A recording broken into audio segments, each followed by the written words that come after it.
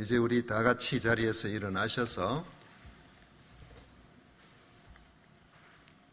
하늘에 가득한 영광의 하나님 찬양 드림으로 우리 하나님께 예배로 나아가겠습니다.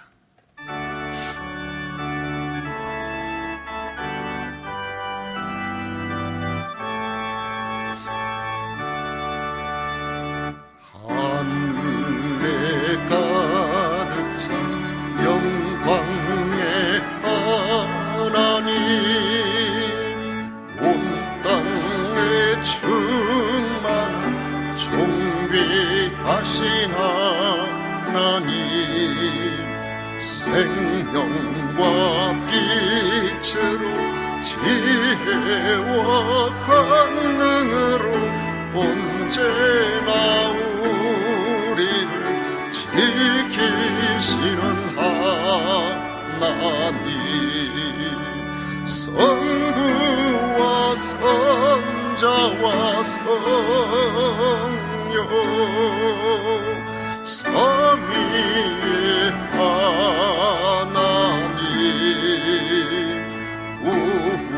우리의 예배를 받아주시옵소서.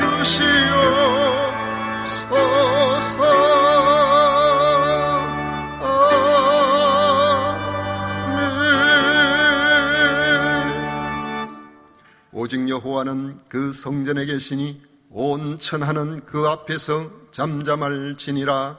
아멘.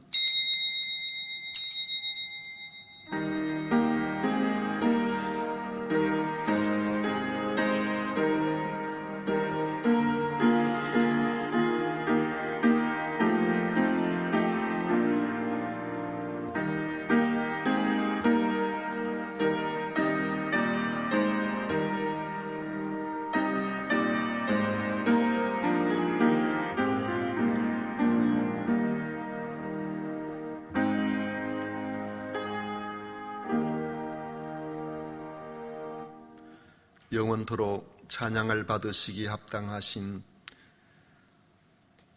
거룩하고 복되신 성삼위 하나님께 찬양과 영광을 올려드립니다.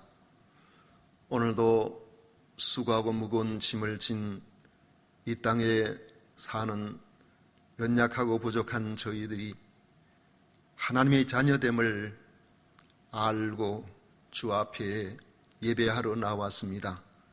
영광을 받으시고 저희들에게는 한없는 은혜의 시간이 되게 하여 주옵소서. 예수님 이름으로 기원하옵나이다. 아멘. 찬송가 10장 다 같이 부르겠습니다.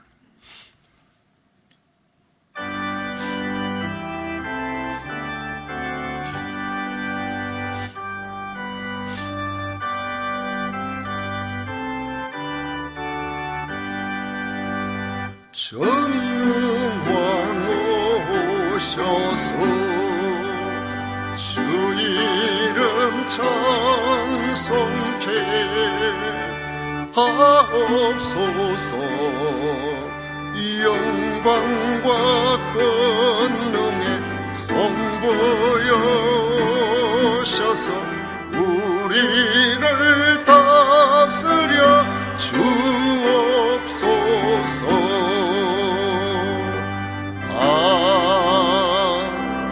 아멘. 성시교독 교독문 제33번 함께 교독하겠습니다. 찬송가 뒤에 있는 교독문 제33번입니다. 하나님이여 주의 판단력을 왕에게 주시고 주의 공의를 왕의 아들에게 주소서.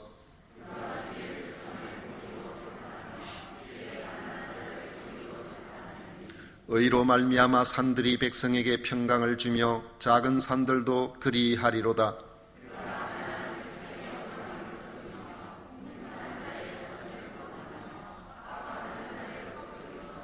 그들이 해가 있을 동안에도 주를 두려워하며 달이 있을 동안에도 대대로 그리하리로다.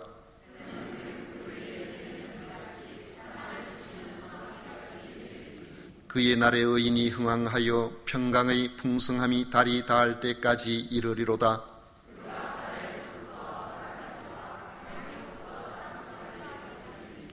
모든 왕이 그의 앞에 부복하며 모든 민족이 다 그를 섬기리로다. 아멘. 다 같이 신앙 고백 드리겠습니다.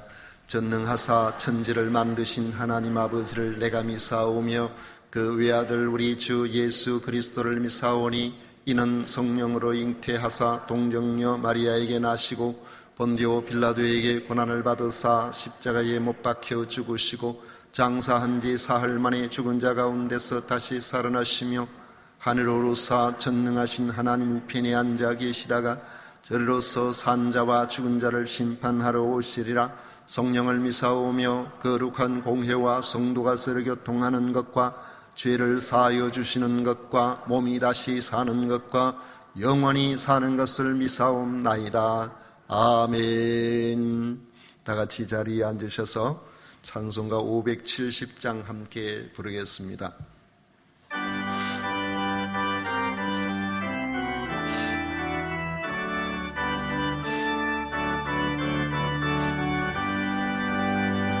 주는 나를 기르시는 목자요 나는 주님의 귀한 어린 양 푸른 풀밭 맑은 시냇 물가로 나를 늘 인도하여 주신다. 주는 나의 좋은 목자 나는 그의 어린 양 저를 따라 꼴을 먹여주시니 내게 부족함 전혀 없어라. 예쁜 새들 노래하는 아침과 기는 고운 황혼에 사랑하는 나의 목자 음성이 나를 언제나 불러주신다. 주는 나의 좋은 목자 나는 그의 어린 양 저를 따라 꼴을 먹여주시니 내게 부족함 전혀 없어라. 못된 짐승 나를 해치 못하고 거친 비바람 삼지 못하리. 나의 주님 강한 손을 펼치사 나를 주야로 지켜주신다. 주는 나의 좋은 목자 나는 그의 어린 양 저를 따라 꼴을 먹여주시니 내게 부족함 전혀 없어라.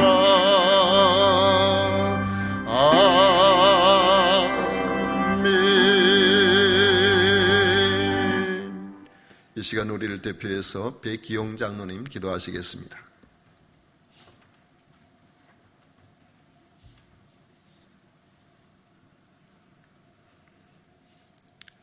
사랑과 은혜가 한이 없으신 아버지 하나님, 태초로부터 저희에게 말할 수 없는 은혜와 사랑을 베풀어 주심에 오늘도 찬양과 감사를 드립니다.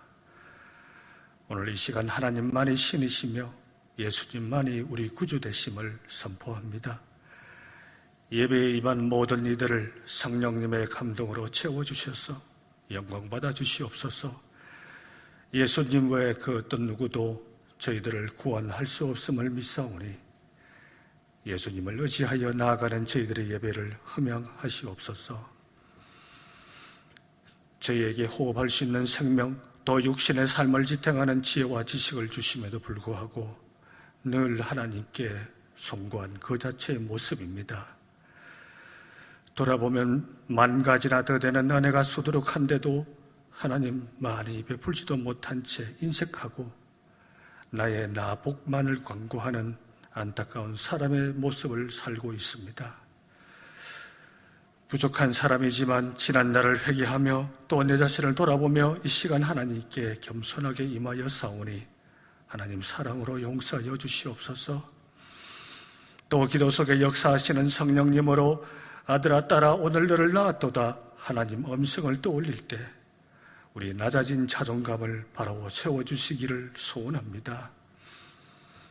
만사의 주인 되신 아버지 하나님, 우리가 살고 있는 세상은 6,000년 전 아담과 하와가 살았던 시대나 사도 바울의 2,000년 그때와 비교할 수 없는 사탄의 세력과 제약이 강렬한 시대에 놓여 있습니다. 물질과 권력에 따라 진리가 바뀌며 어르렁대는 미움과 바쁨의 한가운데 놓인 성도의 심령이 때론 풍전도와 같은 처지에 놓일 때도 있습니다. 이런 일이 있을 때 예수님 오실 때가 가까웠음을 알라는 말씀을 떠올리며 참과 진리를 가려내는 선한 분별력, 영의 소유자 되기를 간구합니다. 또 사탄의 도구로 전락하지 않도록 영이 예민하기를 원합니다. 이 땅 부귀 영화보다 지금껏 평생 믿은 이 믿음으로 부끄럽지 않은 심령으로 천국 가기를 소원하고 또 소원하오니 하나님 선한 분별이 있는 성도로 삼아 주시옵소서. 좋은 일을 계획하시는 아버지 하나님, 진주세금산 교회를 통하여 이루시고자 하는 섭리에 따라 주의 사자 당에 온 성도에 이르기까지 구성원으로 자부심 주심을 하나님 감사드립니다. 이것은 높은 새 예배당으로 생긴 것이 아니요 몇 사람의 빛나는 지혜나 물질이 맞는 것도 아닙니다. 오직 마음을 모은 채 순종하며 기도가 쌓여 흔들리지 않은 양육을 주셨으며 주장이나 물질에 현혹되지 않고 협력하여 선을 이루시는 말씀 그대로 하나님 섭리에 따라 갖게 되었음을 믿어 의심치 않습니다. 하나님 간구하옵나니 진주세금산 교회를 더 크게 사용하여 주시옵소서. 주신 그 모든 것이 이제 축적되어 있사오니 성교와 전도로 구제와 협력으로 성도나 주일학교에 이르기까지 섭리대로 크게 넓게 사용하여 주시옵소서. 전염병으로 지난 2년간 멈춤이 영과 육에 많은 손해가 있을 것이라 오히려 하나님은 멈춤 속에 나름 많은 준비가 하였사오니 더 크게 쓰임받는 대한민국 진주세금산 교회로 삼아 주시옵소서. 저희는 사람인지라 하나님 희노애락이 있고 시련과 질병에 늘 놓여 있습니다. 때론 이런 것들이 저희를 더욱 겸손하게 만드는 도구로 사용되기로 하나 하나님 저희들은 유한한 사람의 의지로 넘어질 때가 많이 있습니다. 하나님 저희를 불쌍하게 여겨 주시옵소서. 눈물로 간구하는 마음속 기도 제목 하나하나마다 하나님 들어주시며 내게 있는 모든 것들이 아무것도 아닌 것 같이 되리란 말씀대로 우리를 각자 회복시켜 주시옵소서. 사람의 목소리지만 하나님 사자의 입에서 성령님의 감동으로 하나님의 말씀이 선포될 줄 믿습니다. 주의 사자를 튼튼히 하시옵고 주의 일에 전념하도록 영과 육을 튼튼히 하시옵고 자녀의 삶에 개입하여 주시옵소서. 우리 주 예수 그리스도의 이름으로 간절히 기도드리옵나이다. 아멘.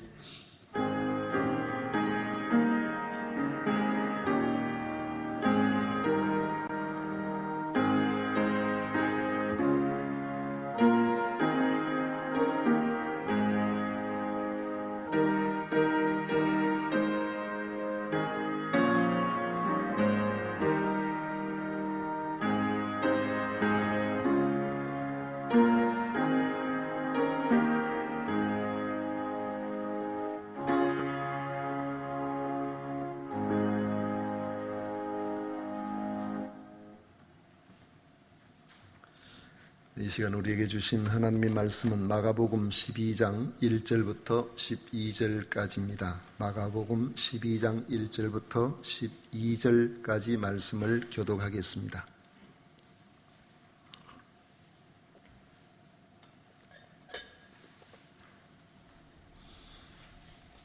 찾으신 줄 알고 1절부터 교독하겠습니다. 제가 먼저 읽겠습니다.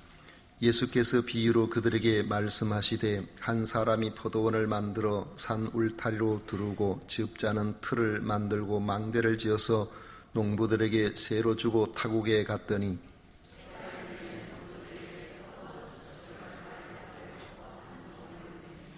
그들이 종을 잡아 심히 때리고 거저 보내었거늘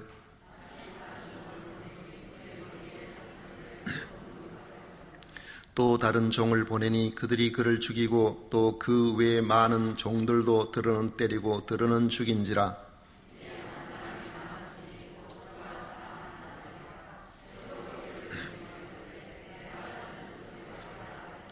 그 농부들이 서로 말하되 이는 상속자니 자 죽이자 그러면 그의 유산이 우리 것이 되리라 하고 포도원 주인이 어떻게 하겠느냐 와서 그 농부들을 진멸하고 포도원을 다른 사람들에게 주리라.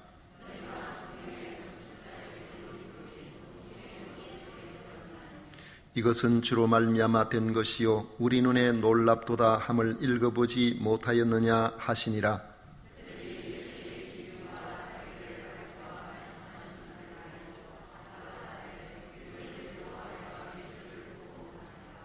아멘. 오늘도 이 자리에 함께 하신 우리 모든 믿음의 식구들 위해 주의 크신 은혜가 함께 하시기를 축복합니다. 오늘 같이 읽은 말씀을 가지고 악한 농부 비유라는 제목으로 같이 말씀을 나누려고 합니다. 한 사람이 자기 땅에 포도원을 만들기로 결심했습니다. 우선 땅을 개간하고 어린 포도 묘목을 심고 짐승들로부터 그 포도원을 지키기 위해서 울타리를 만들었습니다. 또 수확대를 위하여 포도즙을 짜는 틀을 만들고 망대를 세웠습니다.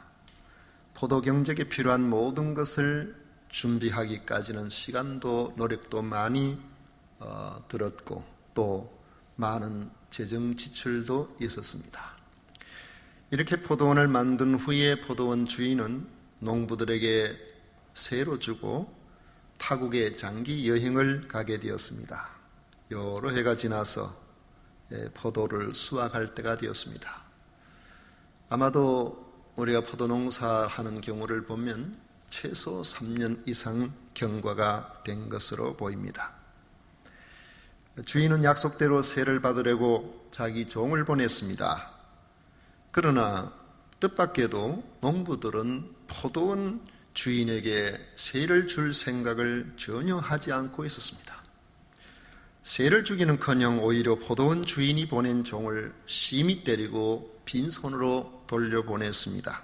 주인은 뭔가 잘못된 거겠지 생각하고 다른 종을 보냈는데 이번에는 더 심하게 머리에 상처를 내고 심각하게 모욕을 주었습니다. 주인은 혹시나 하는 마음으로 또 다른 종을 보내었더니 그 종은 아예 죽여버렸습니다. 다시 많은 종들을 보내었더니 그들도 때리거나 죽이거나 했습니다. 마침내 포도원 주인은 자기의 사랑하는 아들을 보내기로 했습니다. 그래도 내 아들만은 함부로 대하지 않고 존대하지 않겠느냐고 생각한 것입니다. 그러나 농부들의 생각은 전혀 달랐습니다. 그들은 서로 모의하기를 이는 포도원 주인의 상속자니 죽여버리자. 그러면 이 포도원이 우리의 것이 될 것이라고 했고 그들은 포도원 주인의 아들을 보자 그를 잡아 죽이고 포도원 밖에 내던져 버렸습니다. 예수님은 대제사장과 서기관들과 장로들에게 이런 경우 포도원 주인이 어떻게 하겠느냐고 하시면서 포도원 주인이 와서 그 농부들을 진멸하고 포도원을 다른 사람에게 주리라고 말씀하셨습니다. 주님이 하신 비유에서 포도원 주인은 하나님이십니다. 포도원은 이스라엘 민족을 의미합니다. 악한 농부는 대제사장과 서기관들과 장로들과 같은 종교 지도자들이었습니다. 그들에게 계속 보낸 종들은 선지자들입니다. 마지막으로 보낸 아들은 바로 메시아, 곧 예수님 자신을 의미합니다. 대제사장 무리들은 예수님의 비유가 자기들을 가리켜 말씀하신 줄을 깨달았습니다. 과거에 하나님의 보내심을 받은 선지자들이 매를 맞거나 돌에 맞아 죽거나 조롱을 당하고 죽기까지 한 일들이 많이 있었습니다. 그들을 죽인 사람은 이스라엘 백성 밖에 있는 이방 사람들이 아니고 바로 하나님께서 자기의 포도원인 이스라엘을 맡겨주신 종교 지도자들이었습니다. 하나님은 그래도 내 아들은 존대하리라 하시면서 자기 아들은 예수님을 보내셨습니다. 그러나 당시의 대제사장 무리들은 악한 농부와 같이 끝까지 하나님의 아들을 대적하여 죽이려고 했던 것입니다. 예수님은 악한 농부 비유를 통해서 자신이 대제사장 무리들에게 곧 죽임을 당할 것을 예고하신 것입니다. 주님께서 악한 농부 비유를 통해서 우리에게 주시는 교훈이 있습니다. 직접적인 것은 당시에 대제사장 무리들이 곧 나를 죽일 것이다 하는 사실을 밝히시는 데 있지만은 이 속에 우리가 얻을 수 있는 교훈들이 몇 가지 있습니다. 첫째로는 하나님께서는 자기의 모든 자녀들에게 특권을 베풀어 주신다는 사실을 알 수가 있습니다. 건실한 기업은 자기 자본의 비율이 높은 회사입니다. 문제가 발생했다고 하더라도 빚 때문에 특별히 어려움을 당하지 않을 그런 기업입니다. 많은 자본을 대출받은 그런 회사는 경기가 어려워지면 금방 자금 압박을 받게 되고 그렇게 되면 회사가 무너질 수 있습니다. 만약 회사가 도산되면 그 회사에서 일하던 많은 직원들이 하루아침에 실직을 당하게 되고 그 피해는 직원들과 그 가족들에게 고스란히 돌아가게 되어 있습니다. 그런데 오늘 말씀을 보면 포도원 주인은 포도원을 만들 때 외부 자본을 전혀 빌리지 않고 앞으로 세를 들 그런 농부들의 도움을 받지도 않고 오직 100% 주인 자신의 재산으로 만들었습니다. 모든 재정 지출은 주인에게서 나갔습니다. 주인은 그 포도원을 농부들에게 세를 주었습니다. 농부들이 할 일은 그 포도원을 잘 가꾸어 많은 소출이 나게 하고 주인에게는 그 가운데 일부를 세로 바치기만 하면 되는 겁니다.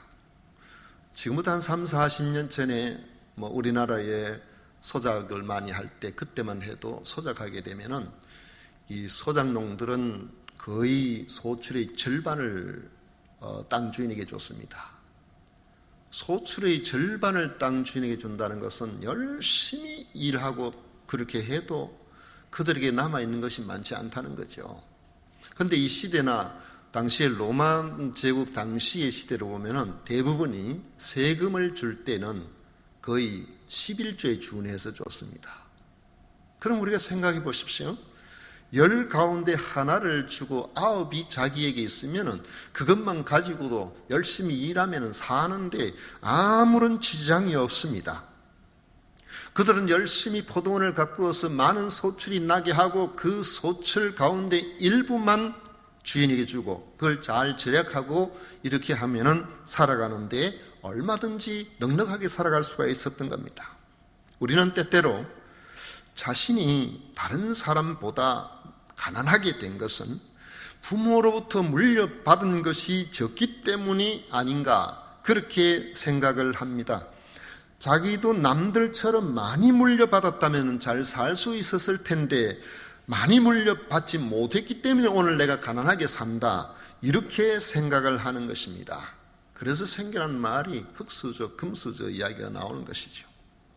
사람들 중에는 내가 무엇이 있다면, 내게 뭔가가 있다면 내가 어떻게 할 수 있을 것이라는 그런 이야기를 합니다. 자신이 어려운 처지를 합리화하기 위해서 스스로가 흙수저 출신임을 강조하는 것은 사실상 바람직스럽지 않습니다.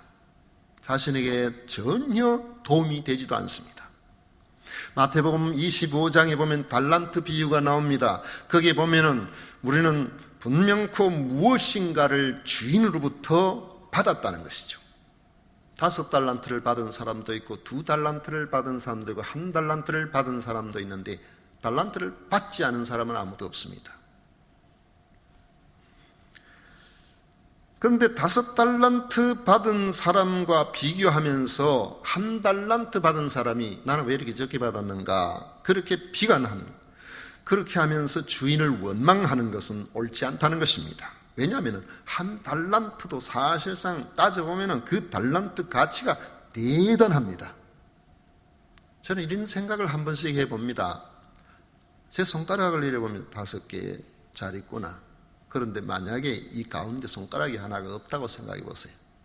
제가 만약에 돈이 많아가지고 이게 이 손가락 하나 복원하는데 한 1억 정도 들 것 같으면 그 돈 아끼겠습니까? 손가락이 온전해진대. 그러면은 손가락 하나 1억이면은 손가락 5개만 벌써 5억을 제가 가지고 있어요. 우리 생각하기 나름으로 우리는 사실은 우리에게 주어진 이 모든 부분들, 하나님께서 우리에게 허락하신 것들의 그 가치가 엄청난 겁니다. 1달란트가 오늘날로 친다면 그건 한 30억 가치가 된다고 그래요. 그것만 잘 활용해도 다른 사람들이 배나 남긴 것처럼 1달란트도 2달란트 만들면 되잖아요. 그리고 2달란트를 열심히 잘 감당해서 또 4달란트 막 만들면 되잖아요. 그거 잘해가지고 또 8달란트 만들고 그렇게 하면 되지 않습니까? 그렇게 생각을 해야 희망이 있는 겁니다. 세계 최대 전자상거래 업체인 중국의 알리바바의 창업자 마윈, 또 인도나 중국의 그 시장이 엄청나잖아요. 거기에 스마트폰 시장 1위를 차지하고 세계 최대 소비자 사물 인터넷 플랫폼을 지금 구축하고 있는 아마 여러분 제품들 들어보셨을 거예요. 샤오미의 창업자 레이지는 흑수저 출신입니다. 사실 세계적인 재벌들이나 이런 사람들이 거의 70%가 부모로부터 물려받은 것이 아니라 그래요. 사람들은 이들을 흑수저라고 하지만은 저는 그들이 오히려 금수저 출신이라고 생각합니다. 왜냐하면 건강한 신체와 건강한 정신을 타고났는데 뭐가 부족합니까? 그보다 더 큰 달란트가 어디에 있겠습니까? 하나님은 우리 각자에게 경작할 포도원을 주셨습니다. 자기에게 허락된 포도원에서 열심히 일해서 많은 수확을 거두게 해야 할 책임이 우리들에게 있는 것입니다. 그러므로 무엇을 주시면 내가 어떻게 하겠다는 자세가 아니라 이미 우리에게 하나님께서 주신 것을 가지고 최선을 다해 나가는 것이 하나님의 선하심을 믿는 사람들의 삶의 방식이 되어야 되는 것입니다.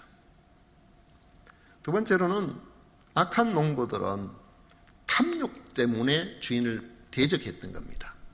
탐욕 때문에 주인을 대적하다가 망하게 된 것입니다. 농부들은 자신이 일해서 얻은 포도원 소출 중에 세를 주인에게 드려도 앞에서 말씀을 드린 것처럼 생활하는데 전혀 지장이 없었습니다. 주인이 과도한 세를 요구했다는 그런 내용도 없습니다. 농부들은 자기 자본이 전혀 들지 않았기 때문에 빚도 없습니다. 농사만 잘 지어서 얼마간 세를 주인에게 주면 그들은 잘 살아갈 수가 있습니다. 그런데 자기들에게 삶의 터전을 마련해 준 포도원 주인의 은혜를 망각해버리고 아예 포도원 자체를 뺏어버리려고 했던 것입니다. 이사야 5장에 보면 이스라엘 백성들이 이런 반역을 마음 아파하는 하나님의 마음이 1절 이하에 잘 나타나 있습니다. 나는 내가 사랑하는 자를 위하여 땅을 파서 돌을 제하고 극상품 포도나무를 심었도다. 그 중에 망대를 세웠고 또 그 안에 술틀을 팠도다. 좋은 포도 맺기를 바랐더니 들포도를 맺었도다. 예루살렘 주민과 유다 사람들아 구하노니 이제 나와 내 포도원 사이에서 사리를 판단하라. 내가 내 포도원을 위하여 행한 것 외에 무엇을 더할 것이 있으랴. 내가 좋은 포도 맺기를 기다렸더니 들포도를 맺으면 어찌 됨인고. 하나님이 안타까워하실 마음이 있는 거예요. 우리를 하나님께서 특별히 사랑하셔서 하나님의 사람으로서 멋진 인생을 살아갈 수 있도록, 하나님의 영광을 받으실 그런 삶을 살아갈 수 있도록 하나님께서 우리에게 여기까지 이룰 수 있도록 우리 각자에게 건전한 정신과 건전한 육체를 주셨음에도 불구하고 하나님께서 내게 주신 것이 왜 이것밖에 없느냐고 원망하고 불평하고 오히려 더 많은 것에 탐욕을 가지다가 오히려 그의 삶들이 하나님 보시기에 아름답지 못한 그런 모습이 되어버리는 것을 하나님께서는 안타깝게 생각을 하고 계시는 것입니다. 하나님은 우리가 극상품의 포도 열매를 맺기를 원하십니다. 그러나 내 마음속에 탐욕이 자리를 잡으면 들포도를 맺게 됩니다. 하나님께서 주신 것은 생각지 아니하고 자신에게 없는 것만 생각하고 다른 사람이 많이 가진 것을 부러워합니다. 이렇게 되면 감사는 사라지고 원망과 불평이 생깁니다. 자기에게 주어진 것은 원래 자기 것인 것처럼 착각을 해버리고 교만하게 되는 것입니다. 하나님이 이를 깨닫게 하기 위해서 선지자들을 보내어 말씀하셨습니다. 이스라엘 백성들은 하나님의 말씀을 들어야 했습니다. 예수님이 이런 비유를 전할 때에 대제사장 무리들은 우리가 잘못했구나 생각하고 회개하고 바른 길로 돌아와야 했습니다. 그러나 오히려 이들은 듣기 싫은 말 한다고 예수님을 죽이려고 했어요. 그들은 먹지 못할 들포도를 맺고 있었던 것입니다. 우리도 들포도를 맺으면 안 됩니다. 하나님은 우리에게 극상품 포도를 맺기를 원하십니다. 들포도를 맺게 되면 결국에 그것을 내버려 둘 수가 없는 것 아니겠습니까? 그런 포도는 빨리 뽑아내야 주인에게 유익하거든요.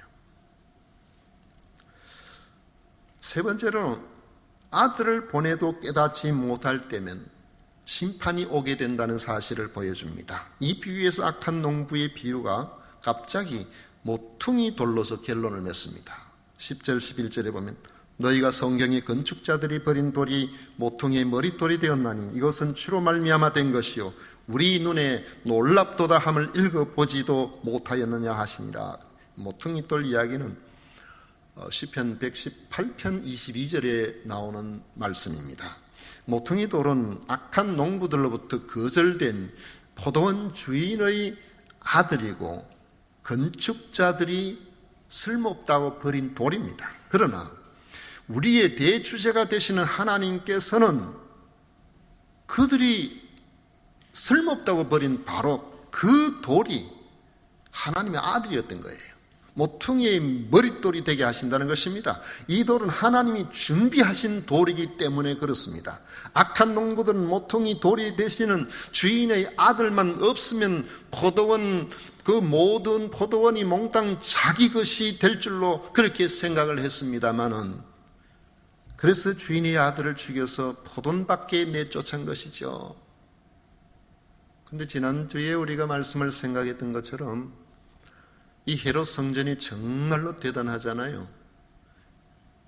이 헤롯 대왕이 유대인들의 환심을 사기 위해서 절묘하게 한 수를 놓은 겁니다. 이 헤롯 성전은요. 여러분, 대왕이란 말을 할 때 대왕 하면 누가 생각합니까? 알렉산더 대왕, 또 나폴레옹 대왕. 대왕은요 유럽 역사에도 몇 명 없어요. 여기 헤롯 대왕이라고 그렇거든요. 그레이트 헤롯입니다. 그런데 이런 로마 당국하고도 정말로 긴밀하게 절대적인 지지를 받았고 유대인들로부터도 이렇게 환심을 받으면서 거의 그 아들들까지 계속 이어서 성전을 지어가지고 거의 80년을 지은 겁니다. 예수님 당시까지는 그냥 46년이라 그랬잖아요.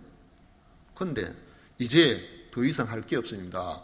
이제는 완공되었습니다. 딱 그러고 6년 만에 무너져 버렸어요. 하나님께서 세우지 아니하시면 세우는 자의 수고가 헛되다 그랬습니다. 성전이 무너졌다는 것은 뭘 의미합니까? 그 당시에 대제사장 가문이 거의 자기들끼리 대제사장직을 계속 독식을 했었습니다. 로마 당국에다가 뇌물을 바치고 80년을 그렇게 이어갔어요. 그러나 오늘 주신 이 말씀에서 보는 것처럼 하나님께서 그들을 뒤집어 엎으시니까 그로부터 불과 얼마 안 돼서 완전히 멸망이 되어버린 겁니다. 그 가문 자체가 완전히 끝장이 나버린 것입니다. 악한 농부들은 모퉁이 돌이 되시는 주인의 아들만 없으면은 그 모든 것들이 자기 것이 될 줄로 생각을 하고 주인의 아들을 죽여서 포도원 바깥에다 내어버렸지만은 그것은 그들의 착각이었습니다. 9절에 보면 주님은 포도원 주인이 어떻게 하겠느냐? 와서 그 농부들을 진멸하고 포도원을 다른 사람들에게 주리라. 그렇게 말씀하셨습니다. 악한 농부들은 진멸을 당했고 가꾼 열매는 자신들과 상관없이 되어버립니다. 오늘 예수 그리스도를 버리고 아무리 세상의 좋은 것을 취한다 하더라도 그것은 어리석은 일입니다. 우리는 오직 모퉁이 돌 되시는 예수 그리스도를 통해서만 소망이 있습니다. 예수님은 포도원 주인의 아들이시기 때문에 그렇습니다. 주인의 아들은 바로 다음 주인이라는 사실을 말해줍니다. 그러므로 우리의 삶의 터전이 예수 그리스도가 될 때에 그에게 소망이 있는 것입니다. 예수 그리스도를 소망으로 삼고 그렇게 살아갈 때에 하나님께서 우리에게 기대하시는 극상품 포도 열매를 맺을 수가 있는 것이고 하나님의 칭찬이 있는 겁니다. 들포도를 맺으면 안 된다는 거예요.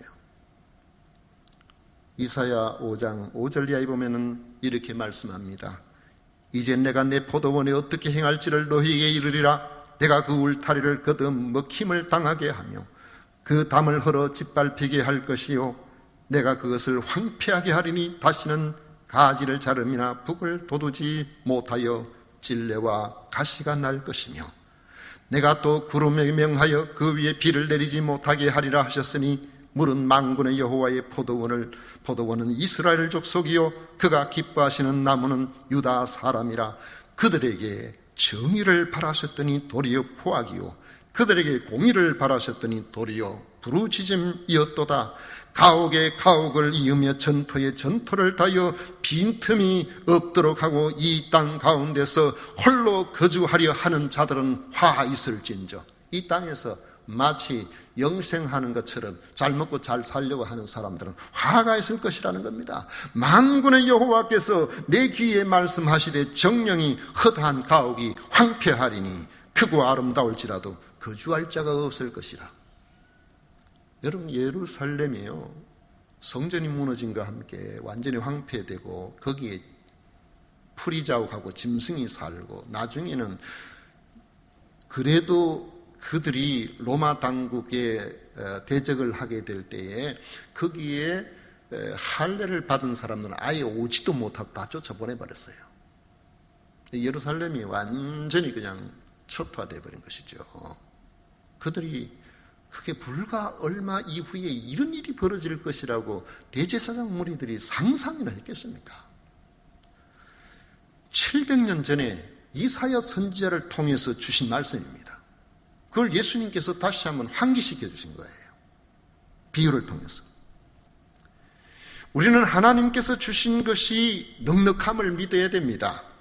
그래서 원망과 불평을 멀리하고 감사하며 살아가야 됩니다. 지금 내게 있는 것으로 열심히 수고하고 예수며 감사하고 하나님께 영광을 올려드려야 됩니다. 반대로 탐욕을 따라서 하나님과 상관없이 살려고 하는 것은 하나님의 은혜를 배반하는 일이 됩니다. 그것은 하나님을 대적하는 일이 되어버린 거죠. 하나님을 대적하는 일은 들포도와 같이 되는 것이고 들포도를 맺는 포도원은 갈아 엎을 수밖에 없도록 되어 있다는 것입니다. 대제사장 무리들과 같이 육체 욕심을 따라 사망의 열매를 맺는 자가 되지 말아야 됩니다. 내 속에 들포도가 있는지를 생각해 봐야 됩니다. 예수 그리스도를 나의 주인으로 영접함으로 우리는 성령의 열매를 맺기를 기대해야 됩니다. 하나님이 기뻐하시는 극상품 포도 열매를 맺는 형통하고 복된 우리 모든 성도들이 되시기를 축복합니다. 기도하겠습니다. 고마우신 하나님 아버지, 끊임없이 하나님께서 하신 놀라운 은혜들을 망각해버리고 이 땅에 사는 것으로만 온 마음을 두고 내게 없는 것에 불평하고 있는 것에 감사치 못하는 그러한 삶은 하나님께서 기뻐하시는 삶이 아님을 저희들은 잘 압니다. 오늘 내게 주신 하나님의 그 크신 은혜를 기억하고 그 안에서 하나님의 영광을 받으시도록 최선을 다하는 그런 성도들에게 아버지 하나님께서 기뻐하시는 극상품 열매가 가득하게 하여 주옵소서. 오늘 이 자리에 함께하는 우리 모든 믿음 식구들, 하나님께서 기뻐하시는 아름다운 하나님의 이런 자녀로서 좋은 열매 맺는 우리 모두가 되게 하여 주옵소서. 미사옵고 예수님 이름으로 기도하옵나이다. 아멘. 찬송가 260장 다 같이 부르겠습니다.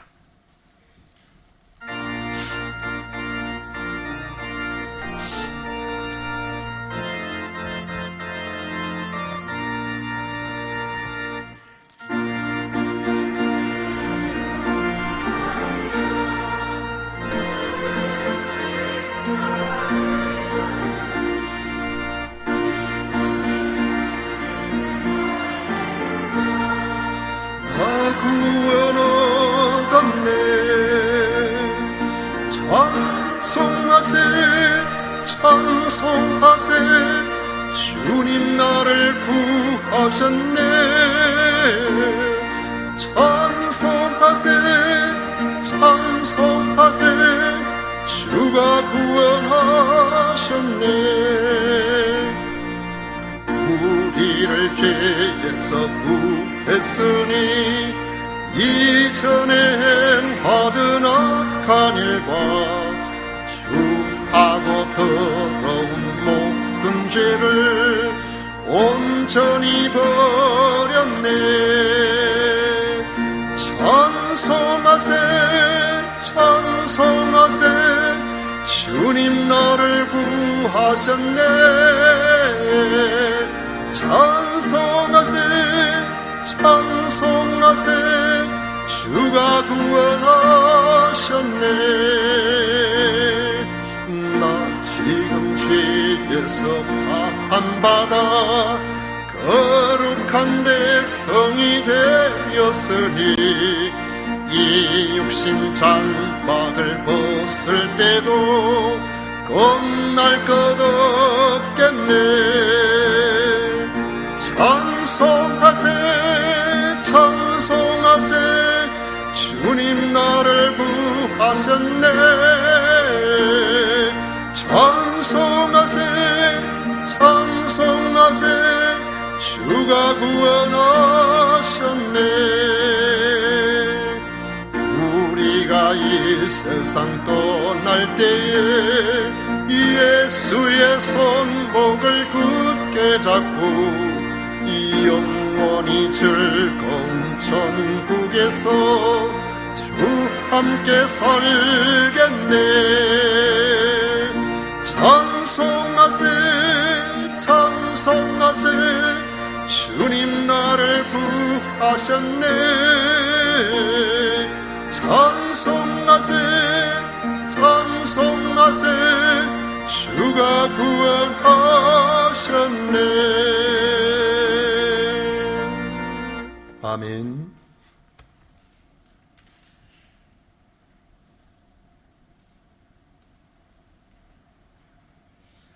우리 하나님께 드린 예물을 위해서 봉헌 기도하도록 하겠습니다. 우리의 영원한 소망이시오 참 소망 되시는 하나님 아버지께 오늘도 거룩한 날 기억하여 나와 예배드리게 하심을 진심으로 감사드립니다. 예배를 드릴 때 아버지 하는 우리의 마음을 다 담아서 귀한 예물을 구별하였습니다. 소득의 10분의 1을 구별하여 드립니다. 건축헌금, 선교헌금, 또 주일헌금, 또 여러 가지 제목으로 감사의 예물을 구별하여 드립니다. 모든 것이 하나님의 것이요 하나님께서 이 땅에서 우리에게 잘 살아가도록 맡겨주신 제물임을 믿는 이 믿음으로 감사하며 드리는 주의 백성들을 기억하여 주셔서 아버지 하나님께서 저들의 삶의 터전을 든든하게 채워주시고 주님께서 강하게 붙들어 주실 줄로 믿습니다. 아버지 하나님, 우리들 중에는 많이 힘든 이들도 있습니다. 주님께서 큰 특별하신 은혜로 함께해 주셔서 저들의 삶에 위로와 격려와 아버지 하나님 선한 것들로 채워주시는 은혜가 충만케 하여 주시옵소서. 정기상 집사님, 정미경 집사님 이사 신방 예배 드리고 감사드립니다. 하영정 집사님 결혼 기념일 주심에 감사드립니다. 김종대 성도님 생일 맞이해서 하나님께 감사드립니다.